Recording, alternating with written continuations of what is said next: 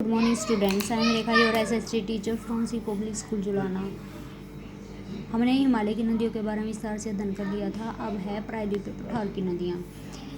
पश्चिमी घाट प्रायद्वीपीय पठार का मुख्य जल विभाजक का कार्य करता है। इसको जानने के लिए आप चित्र 3.18 में दी गई जल विभाजक रेखा को देखिए स्टूडेंट्स, ये जियोग्राफी का लेसन नंबर 3 है और पेज नंबर 30 पर हम आए हुए हैं।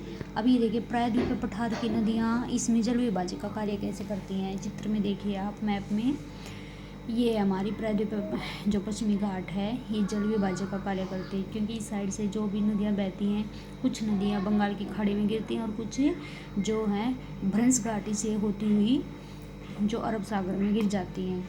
ठीक है,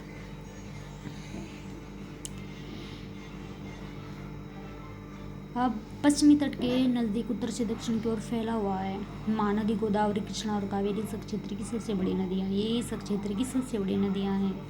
ये पूर्व की ओर प्रवाहित होना मतलब कि बहती हैं, प्रवाहित होती हुई बंगाल की खाड़ी में गिर जाती हैं। ये नदियाँ पश्चिम तट पर स्थित अपने मुहाने पर डेल्टा का निर्माण करती हैं। क्योंकि डेल्टा का निर्माण किस तरह से होता है, जब नदियाँ बहुत तेज गति से अपने साथ अपरदन का जो निक्षेपण लेकर वहाँ पर एकदम से ढाल मंद पड़ जाती है, तब वहाँ पर जो निक्षेप जमा हो जाता है और बड़े बड़े डेल्टाओं का निर्माण होता है।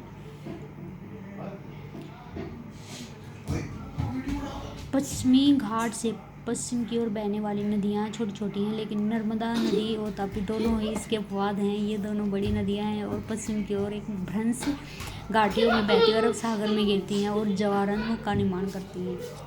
अब यहाँ पे देखिए आप डेल्टा का निर्माण कैसे होता है। इसके निर्माण के लिए क्या क्या परिस्थितियाँ चाहिए। नदी में जलोढ़ पदार्थों का होना अधिक होगा, डेल्टा का विस्तार उतना ही अधिक होगा। नदी के अपरदन की गति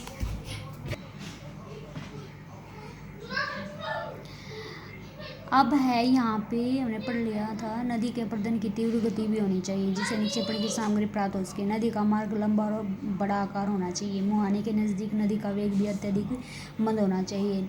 ये सब परिस्थितियाँ किसके लिए होती हैं, किसी भी जो नदी द्वारा बनाया गया जो डेल्टा होता है उसके लिए। मुहाने के नज़दीक ज्वार की तरंगें निर्बल होनी चाहिए। नदी का उद्गम पर्वतीय भागों में होना चाहिए जिससे नदी पर्याप्त मात्रा में तलछट भाग ला सके। मुहाने पर सागरीय लहरों का शांत रहना जरूरी है। अब देखिए पश्चिम की ओर अरब सागर में गिरने वाली नदियाँ डेल्टा नहीं बनाती बल्कि ज्वारामुख का निर्माण करती है, जबकि पूर्व की ओर बंगाल की खाड़ी में गिरने वाली जो नदियाँ होती हैं डेल्टा का निर्माण करती है। ऐसा क्यों होता है, क्योंकि इसका यही कारण है क्योंकि जो पश्चिमी घाट है ये पूरी तरह से समतल है, एक लंबा दीवार की तरह है और ये उबड़ खाबड़ है और इस तरह से यहाँ पर ये जो नदियाँ इस साइड जो बंगाल की खाड़ी में गिरती हैं वो क्या करती हैं, डेल्टे का निर्माण करती हैं। और अरब सागर में गिरने वाली जो नदियाँ हैं वो जो डेल्टे का निर्माण नहीं करती बल्कि ज्वारामुख का निर्माण करती हैं। सबसे पहले हमारी है जो प्रायद्वीपीय पठार की नदियों में नर्मदा द्रोणी। नर्मदा नदी विंध्याचल पर्वत श्रेणी के सतपुड़ा पर्वत श्रेणी के बीच बहती है। अब यहाँ पे देखिए आप, नर्मदा नदी विंध्याचल यहाँ पे है और ये सतपुड़ा पर्वत श्रेणियों के बीच में बहती है। ठीक है, इस नदी का उद्गम स्थल मैकाल के 1057 मीटर ऊंची अमरकंटक चोटी है। प्रायद्वीप की पश्चिमी प्रवाह वाली नदियों में नर्मदा सबसे बड़ी है। यह पश्चिम की ओर एक भ्रंश घाटी में बहती है। समुद्र तक पहुंचने के क्रम में यह नदी बहुत से दर्शनीय स्थलों का निर्माण करती है।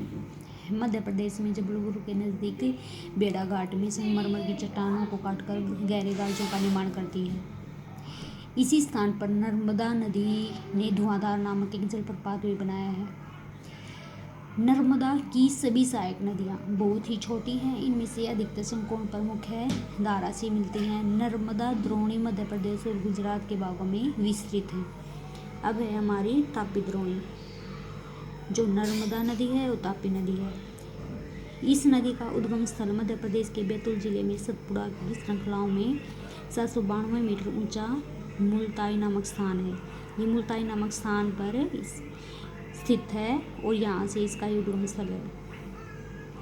यह भी नर्मदा के समानांतर एक भ्रंश घाटी में बहती है। इसकी लंबाई, हमारी जो तापी नदी है इसकी लंबाई कितनी है, 724 किलोमीटर कम है, जो कि इसकी द्रोणी जो मध्य प्रदेश, गुजरात और महाराष्ट्र राज्यों में है।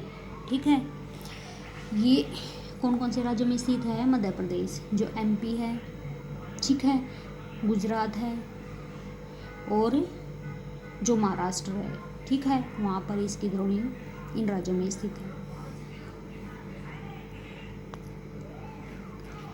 अरब सागर और पश्चिमी घाट के बीच का तटीय मैदान बहुत अधिक संकीर्ण है, इसलिए तटीय नदियों की जो लंबाई बहुत कम है। ये कारण है कि इन नदियों की लंबाई इस वजह से कम है। पश्चिम की ओर बहने वाली जो मुख्य नदियाँ कौन कौन सी होती हैं, साबरमती, माही, भारतपुजा और पेरियार हैं। उन राज्यों के नाम बताइए जहाँ ये नदियाँ बहती हैं। ठीक है, सो डियर स्टूडेंट्स, आज के लिए आपका इतना ही है कि आप प्रायद्वीप पठार की नदियों के बारे में पढ़ें, उनका कहाँ कहाँ पर विस्तार है और डेल्टा का निर्माण किस तरह से होता है, और ये जो पश्चिम में गिरने वाली नदियाँ और अरब सागर में गिरने वाली नदियाँ किस तरह से डेल्टा का निर्माण करती हैं। इन नदियों में जो नर्मदा और तापी हैं, हमने आज इनकी स्टडी की है और अच्छे से इनको आप एक बार रीड कीजिए। ठीक है, थैंक यू।